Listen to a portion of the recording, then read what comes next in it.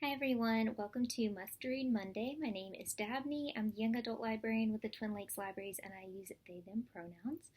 For today's episode, we are going to be talking about some books to celebrate Earth Day. Earth Day is April 22nd, which is tomorrow.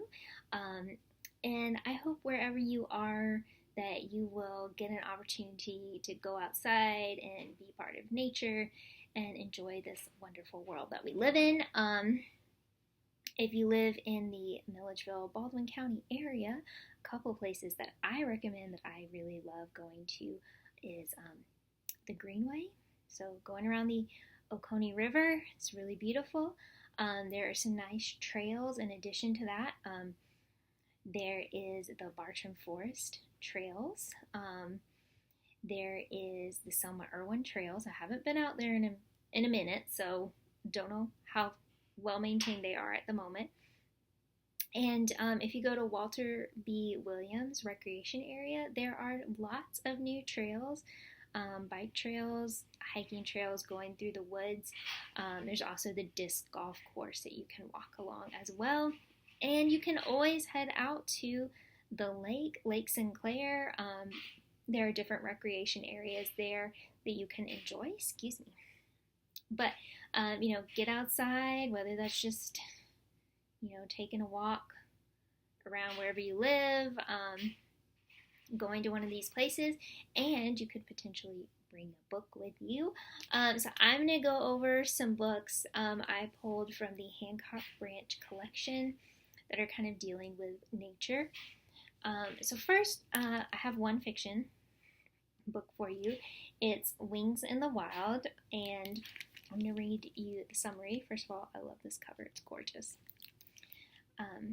Winged beings are meant to be free, and so are artists, but the Cuban government has criminalized any art that doesn't meet its approval.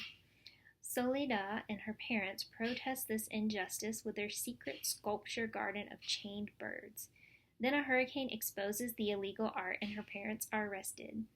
Soledad escapes to Central America alone, joining the thousands of Cuban refugees stranded in Costa Rica while seeking asylum elsewhere. There she meets Dario, a Cuban-American boy whose enigmatic music enchants birds and animals, and Soledad. Together they work to protect the environment and bring attention to the imprisoned artist in Cuba. Soon they discover that love isn't about falling, it's about soaring together to new heights.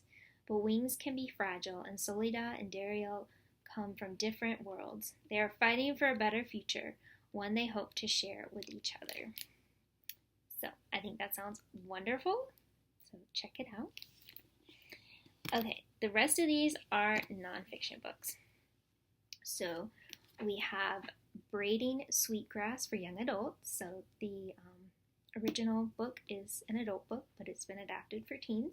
It's Indigenous Wisdom, Scientific Knowledge, and the Teaching of Plants.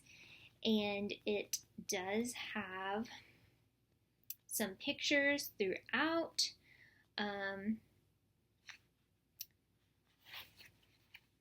Just to kind of give you an example. I've been meaning to read this, so I think this is like the perfect time to get into it. Okay. We have One Earth, People of Color Protecting Our Planet. This book profiles Black, Indigenous, and people of color who live and work as environmental defenders.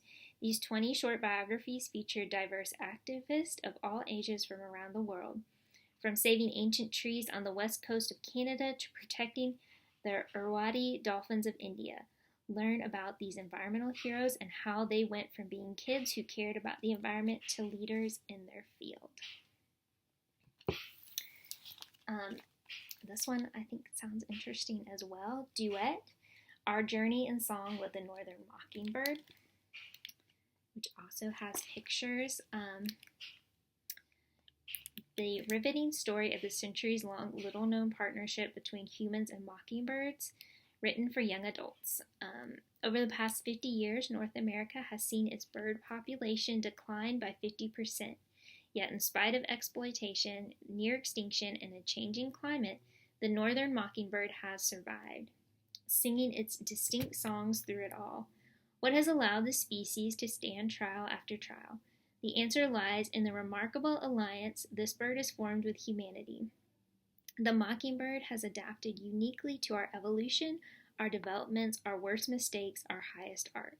In the meantime, the mockingbird has become a cultural touchstone and a scientific marvel. Duet is the story of this cultural and scientific partnership between humans and mockingbirds. It gives name and voice to forgotten players in the mockingbird's story, and it is a case study in courage, resiliency, and the power of song. All right, then we have the 21, the true story of the youth who sued the U.S. government over climate change. I will admit I don't know anything about the 21, so I definitely need to read this as well. Jaden wakes up to a flooded bedroom. Drought is driving Jamie off her native land. Isaac, Sahara, Miriam, and Aji gasp for air as wildfire smoke fills the air. Nathan worries about Alaska sinking as permafrost thaws all around him. Jacob and Alex watch drought destroy their family's farms. Avery's favorite swimming spots are drying up, and 8-year-old Levi's home will be swallowed by rising seas in his lifetime. The U.S. government knew all of this would happen and did nothing to stop it, and worse, it actively contributed to the problem.